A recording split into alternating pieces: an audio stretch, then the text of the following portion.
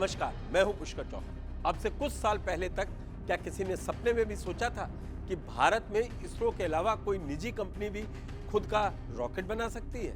दूर की बात थी, अब हमारे देश के युवाओं ने इस नामुमकिन को न सिर्फ मुमकिन किया है बल्कि पूरी दुनिया को हैरान कर दिया है। अब से भारत के स्पेस सेक्टर का एक बिल्कुल नया ऐतिहासिक और स्वर्णिम अध्याय, गोल्डन एरा शुरू हो चुका है।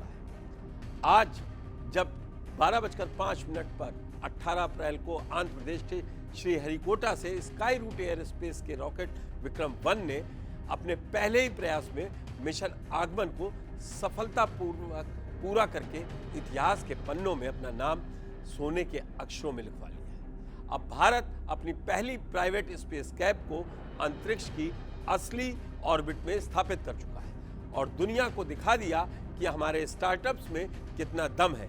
इस कामयाबी के साथ ही भारत दुनिया का तीसरा ऐसा देश बन गया है जिसके पास अपनी खुद की प्राइवेट ऑर्बिटल लॉन्चिंग क्षमता है। लेकिन आखिर दो पूर्व इसरो के वैज्ञानिकों ने नौकरी छोड़कर इस बिलियन डॉलर कंपनी की नींव कैसे रखी? इस रॉकेट में कौन सी जादुई तकनीक लगाई कि नासा से लेकर चीन तक हैरान? आसान भाषा में समझे तो मिशन आगमन भारत की पहली private space company Skyroot Aerospace का पहला बड़ा ऑर्बिटल टेस्ट है। विक्रम 1 कोई जनरल रॉकेट नहीं है, ये लगभग 7 मंजिला इमारत जितना ऊंचा है और अपने साथ करीब 450 किलो तक का वजन अंतरिक्ष में ले जा सकता है। ये छोटे सैटेलाइट्स के लिए एक स्मार्ट व्हीकल की तरह है।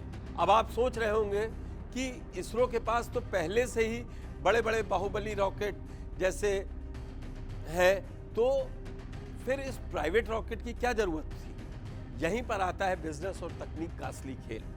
आज की तारीख में पूरी दुनिया में छोटे छोटे सैटेलाइट्स को लॉन्च करने की होड़ मची है। अगर किसी कंपनी या देश का एक छोटा सैटेलाइट भेजना है तो उन्हें इसरो के बड़े रॉकेट में जगह खाली होने का महीनों इंतजार करना पड़ता था। विक्रम एक इसी समस्या का समाधान है। इस स्पेस की कैब सर्विस स्काई रूट ने शुरू की, यानी अंतरिक्ष की ओला उबर कह लें। जब मर्जी हो बुकिंग करो, अपना छोटा सैटेलाइट रखो और तुरंत स्पेस में भेज दो।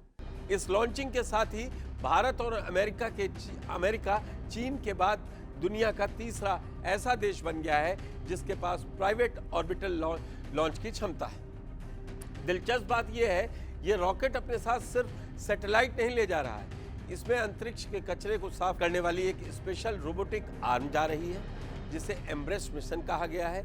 इसके अलावा लैब में बना एक चमचमाता हीरा और प्रधानमंत्री नरेंद्र मोदी के हाथ से लिखा वंदे मातरम का संदेश भी इस रॉकेट के जरिए अंतरिक्ष की सैर पर जा रहा है। इस पूरी कहानी के पीछे दिमाग है दो दोस्तों का, पवन कुमार चंदना और नागा भारत डाका।